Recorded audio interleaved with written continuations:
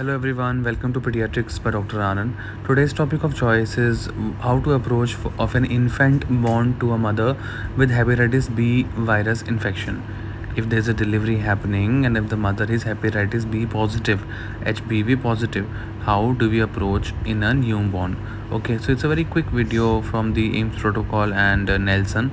So point number one, generally if the mother is hepatitis B positive and if the newborn has born, number one, like you will give hepatitis B vaccine to the child, and second you will give hepatitis B immunoglobulin to the child.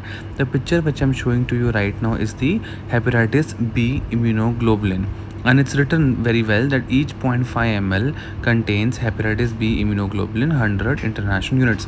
So point number one, like what do you give? Do you give just hepatitis B vaccine, or you give just hepatitis B immunoglobulin, or you give both? So the answer is you give both hepatitis B immunoglobulin and hepatitis B vaccine.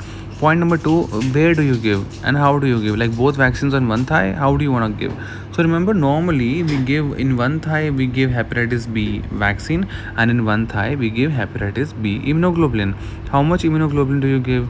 0.5 ml. How much IU? That means 0.5 ml is equal to 100 international units. You can see this picture also, right? It is written 100 IU per 0.5 ml.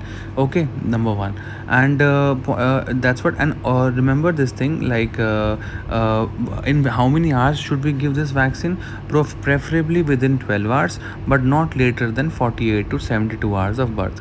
This hepatitis B vaccine and immunoglobulin in different thighs which you give, they should be given within 12 hours, but not later than 48 to 72 hours. Okay, and then you follow up the patient and you make the patients complete hepatitis B vaccine immunization as per schedule. Are you understanding? So this is a simple picture which we get to know regarding how to approach a baby positive of hepatitis B, and if the mother is basically hepatitis B positive. And one more thing, see, you gave the vaccine, you gave the immunoglobulin, and I told you followed by normal hepatitis B vaccine schedule the baby should follow. Okay, remember infants, like for infants who are less than 2 kg, for infants who are less than 2 kg, the birth dose of hep B vaccine which you have given, you will not count that, and you will give 3 more doses of hepatitis B vaccine. Okay, remember, for infants who are less than 2 kg, you gave that day, same day, hepatitis B immunoglobulin and hepatitis B vaccine at birth, but that hepatitis B vaccine, that will not count. You will not count the birth dose, and then you will give 3 more doses. And if the infant is 2 kg or more, then total 3 doses of the hep B vaccine you will give. Means, okay, give a total of 3 doses, including the birth dose, total 3 doses of hep B vaccine if the infant is 2 kg or more. Are you understanding? I hope you're able to understand. Okay, and then you do a follow-up testing. Follow-up testing, what do? You will perform anti-HBs antibodies, and HBs AG at 9 to 18 months of life. You will get the baby's testing done of anti-HBs antibodies and HBs AG testing at 9 to 18 months of life. So this is a simple thing which you have to understand regarding the hep B vaccine. So last important point, as you have performed anti-HBs antibodies and HBs AG, right?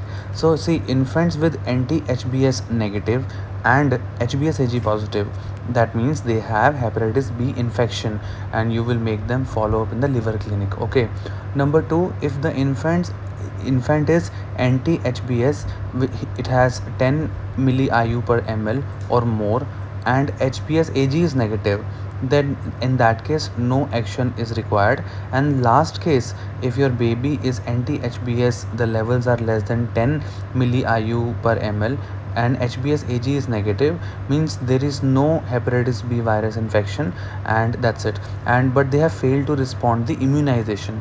In that case, you will repeat the vaccination 3 doses. When? I will repeat again. Infants with anti-HBs less than 10 milli IU per ml and HBs AG is negative, means they don't have HBV infection, but they fail to respond to the immunization, and that time you will repeat the 3 doses. Okay, and last question, what is the how much is the risk of vertical transmission of hepatitis B virus?